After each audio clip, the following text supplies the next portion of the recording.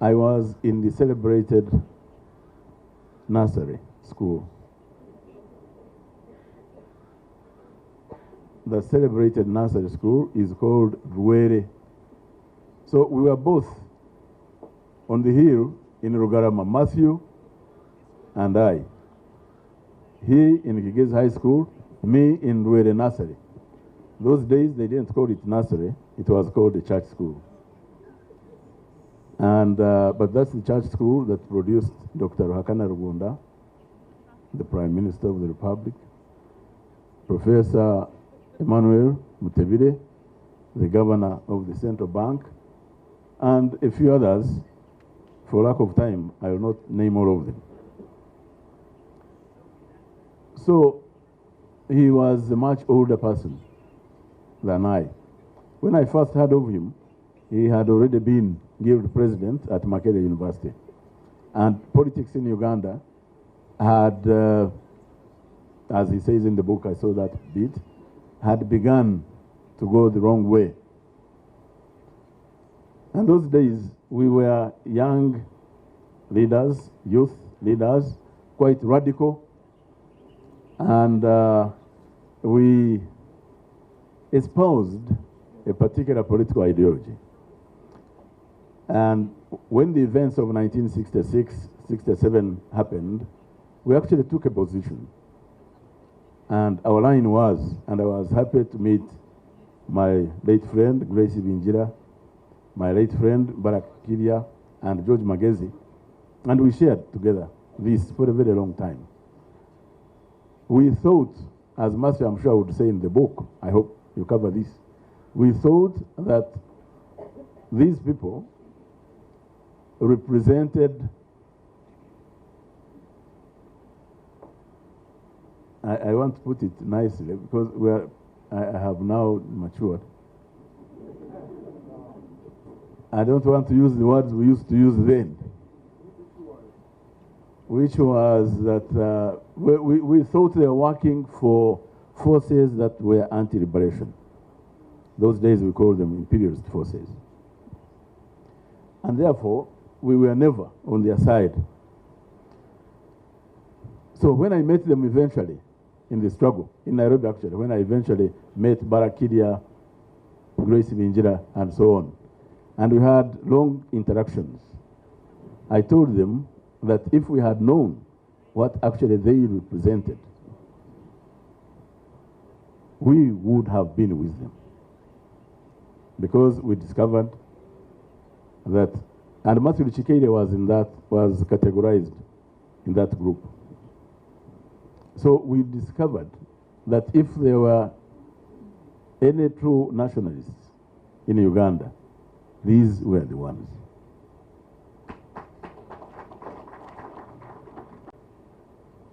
So we bonded with Matthew. We found he wasn't what we thought he was. And he was determined to support the struggle for liberation from the forces of dictatorship in Uganda at the time. When I went to Nairobi, I actually did not go to Nairobi in exile. I can tell you now. I am writing a book. Mine I hope it will not last as long as Eli's, because Eli is writing a chapter every 4 years, from what he said. I hope mine will be sooner. But what happened after the launch of the attack in Kabamba, I was assigned duties here in Kampala with the late Kategaya, Chikere's house. President Museveni came out of the bush in June, I believe it was. He came out of the bush. We signed this agreement, and that's where NRM was born, in Matthew Chikere's home.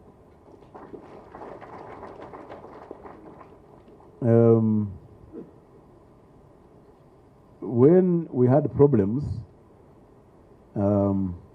because Obote eventually persuaded Moi that we are bad characters, and they captured a few of us. They captured Barakiria. They wanted to capture Dr. Gunda and I and a few others. We went into hiding and we had to go away. But Matthew remained. Matthew remained. Why? Because he had very close association and links with the Kenyan authorities. It was amazing. Matthew was not only a businessman, he was a diplomat.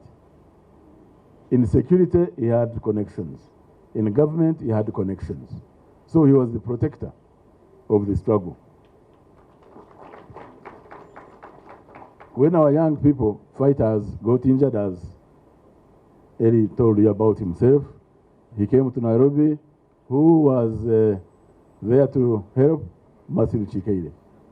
Henry Tumukunde, I think by the time I left, he had just arrived. He had been injured. He came, Matthew Chikeire, and many others. So, I can tell you that the contribution that we made, and maybe I didn't have time to say more, the contributions that we made to support the struggle as a whole, if it had not been for Matthew Chikeire, the support he gave, both materials and leadership, maybe the story would have been different. So I didn't know that, and I should tell you this, in 1979, not 79, yes, when we were trying to expand the NCC, 1979, Jotham, Matthew stood, he's been talking about UPM, but actually we stood in order to expand the NCC, and he was standing as an individual. It was not in a party platform. So I had played a role, a big role, in constituting the district council of Rukunjiri then. And so first of all, I assumed I would be voted by those I put in place. I took it for granted that if I have put in place, anyway, so my campaign was for Matthew. And I was told in no uncertain terms that if I didn't stop campaigning for Matthew, the others, especially those from Rujumbura, would not vote for me. I brushed it off because I really thought, is there anyone who wouldn't vote for me? And I campaigned for Matthew. Elia Kategaya and Amanya Mshega came to visit me on the eve of the election. So we went for a beer at the border. Those days, there was no beer in Uganda, so we went to Congo to have a beer. And we delayed in going to the council on the day of the voting. And really, I didn't think that I just needed to arrive in time for the celebration.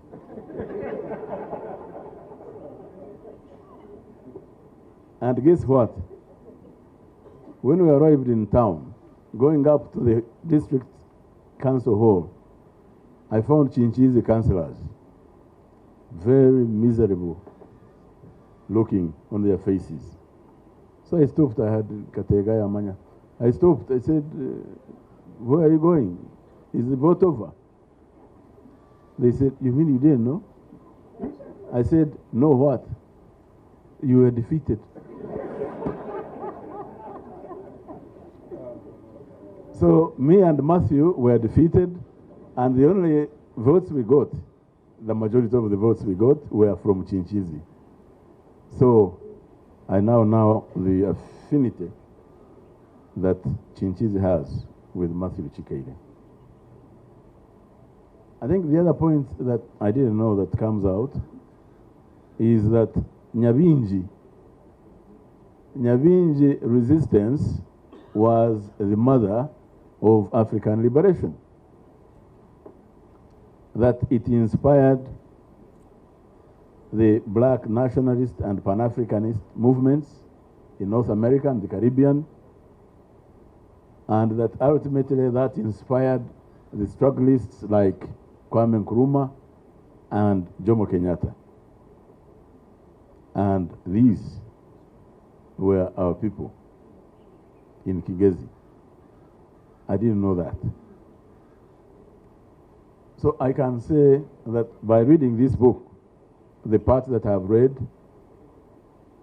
obviously, Matthew is a repository of information about the history of Uganda and the liberation movement as a whole.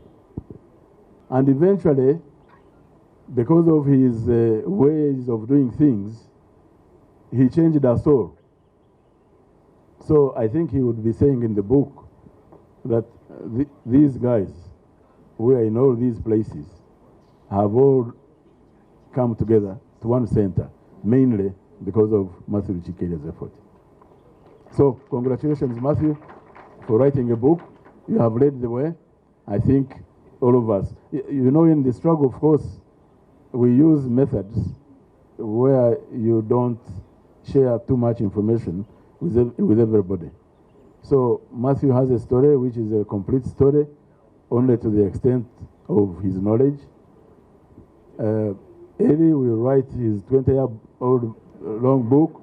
He will give you the story within his knowledge. You will not get a complete picture until all of us have written something. So you have led the way, Matthew. I want to promise that I will soon follow suit. Thank you.